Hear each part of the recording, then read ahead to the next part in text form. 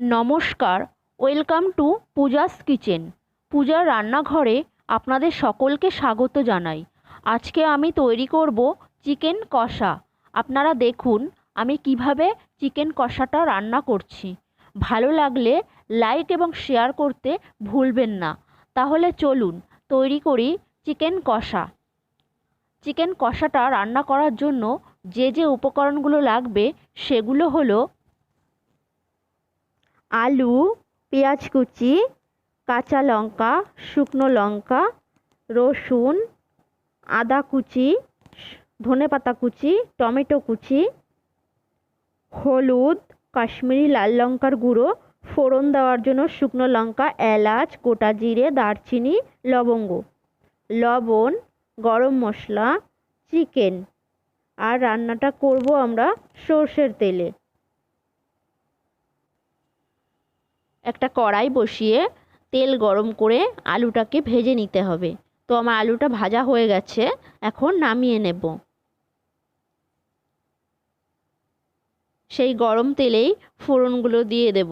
শুকনো লঙ্কা, গোটা জিরে, এলাচ, লবঙ্গ এগুলো দিয়ে ফোড়ন দিয়ে দেব।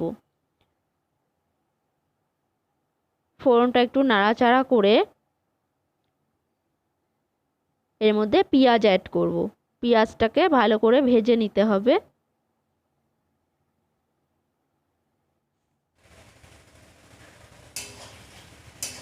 দেখুন পেঁয়াজটার কালারটা চেঞ্জ হয়ে গেছে, এইভাবে সুন্দর করে ভেজে নিতে হবে।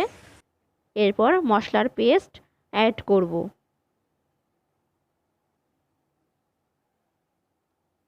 তারপর শুকনো মশলাগুলো দিয়ে দেব। কাশ্মীরি লাল লঙ্কার গুঁড়ো, হলুদ, লবণ এগুলো অ্যাড করে এটাকে মশলাটাকে ভালো করে মিশিয়ে নিতে হবে।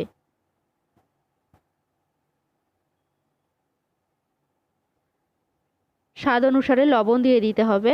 দেখুন মশলাটার থেকে তেল ছেড়ে গেছে। এবার এর মধ্যে আমি চিকেনটাকে অ্যাড করব। চিকেনটাকে অ্যাড করে ভালো করে কষিয়ে নিতে হবে।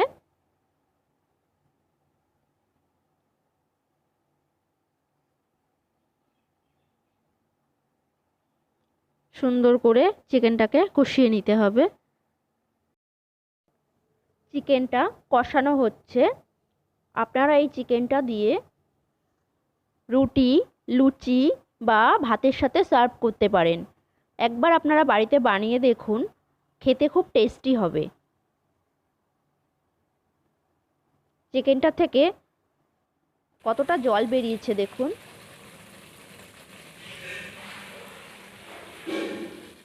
চিকেনটা প্রায় কষানো হয়ে গেছে। এর মধ্যে আমি ভেজে রাখা আলুগুলো অ্যাড করব। আপনারা আলু না দিয়েও এটা চিকেন কষাটা বানাতে পারেন। তো আমি অল্প কিছু আলু অ্যাড করব।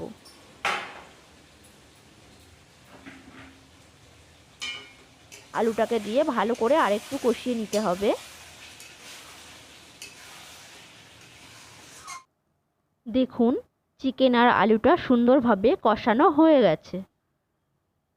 এখন আমি এর ভেতরে অল্প জল অ্যাড করব।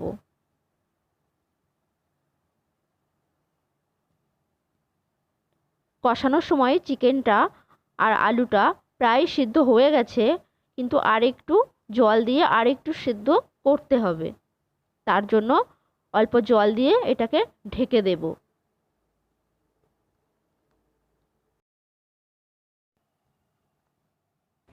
চিকেনটা নাড়াচাড়া করে এর ভেতরে ধনেপাতা কুচিটা ছড়িয়ে দেব।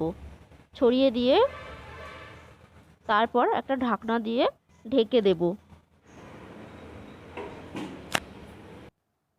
ঢাকনাটা দিয়ে 5 মিনিট রাখার পরে ঢাকাটা খুলে আমি দেখব আলুটা আর চিকেনটা সেদ্ধ হয়েছে কিনা।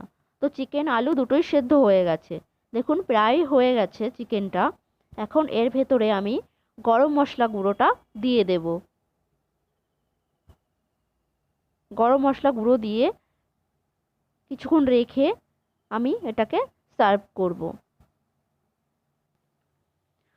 তৈরি হয়ে গেল চিকেন কষা। আপনাদের কেমন লাগলো রেসিপিটা কমেন্ট করে জানাবেন।